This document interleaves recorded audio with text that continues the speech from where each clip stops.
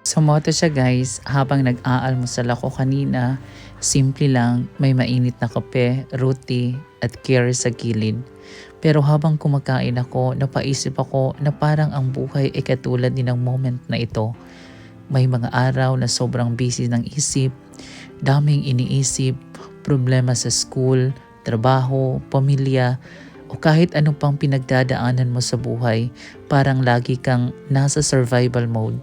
Kahit simpleng almusal, hindi mo halos ma-enjoy ng maayos.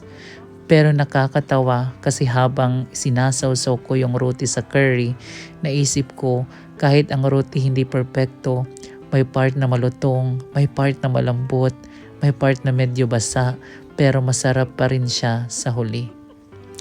Ang laban sa buhay hindi palaging tungkol sa panalo sa lahat ng bagay. Minsan tungkol lang ito sa pagpapatuloy kahit pagod ka, kahit kunti lang ang progress. Parang almusal, hindi kailangang sosyal o mamahalin. Ang mahalaga, nakakain ka, nakakahinga ka, at somehow nakaka-move forward ka sa araw mo. Sumuoto siya guys, laban lang talaga kasi kahit may mga battles ka, may mga almusal moments ka pa rin na kahit papaano may konting peace at pahinga. Dali, wangaon na ta.